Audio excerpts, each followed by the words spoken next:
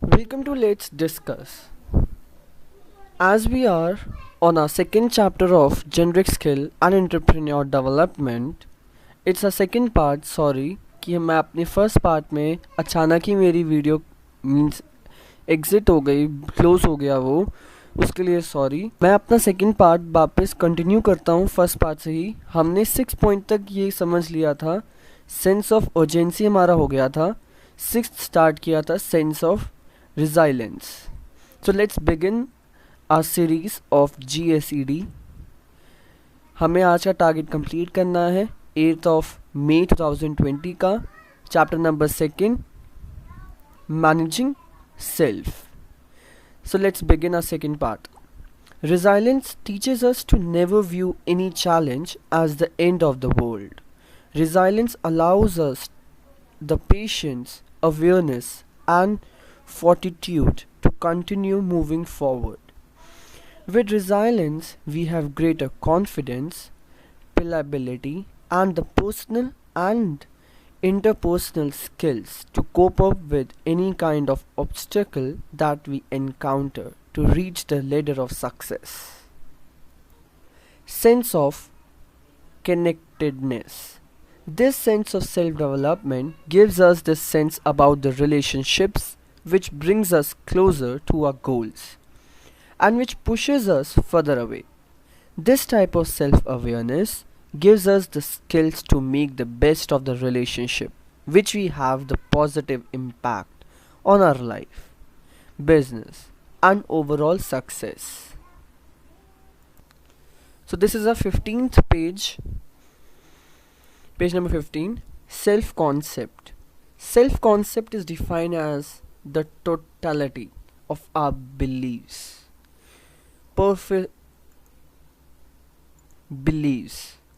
preferences, opinions, and attitudes, organized in a systematic manner towards our personal existence. Moreover, self-concept can be defined as how we think of ourselves and how we should think, behave and act out our various life roles. The self-concept theory holds many assumptions about our personal judgment towards ourselves. The 6 specific domains related to self-concept are: first, social, the ability to interact with others; second, competence, the ability to meet basic needs; third, affect, awareness of emotional state; fourth, physical, feelings about looks, health, physical conditions and overall appearances; fifth, academic, success or failure in academics; sixth, family, how one functions within the family unit. Self-concept refers to the extent to which we like, accept or approve of ourselves, of how much we value ourselves. Self-concept and self-esteem go side by side. Self-esteem involves a positive or negative view of ourselves. Then the number first, high self-esteem. It means we have a positive view of ourselves. This leads to first, confidence in our own abilities. Confidence in our own abilities. Self-acceptance, optimism, not worry about what other thinks. Number second, low self-esteem. It means we have a negative view of ourselves. This leads to number first, lack of confidence. Second, want to be or look like someone else. Third, always worrying what others might think. And the last, pessimism. The self-concept is not restricted to the present, it includes past selves and the future selves. Future selves or possible selves represent individuals' ideas of what they might become, what they would like to become, and what they are afraid of becoming. They correspond to hopes, fears, standards, goals, and threats. Possible selves may function as incentives for future behavior, and they also provide an evaluative and interpretative context for the current view of self. The following summarizes the structure and development of the self concept. Number first, the self concept is a relative stability but challengeable set of self perceptions that are developed through social interaction and includes self perceptions, ideal selves, social identities, and self esteem. Number second, the perceived self is comprised of a set of self cognitions regarding one traits, competences, and values.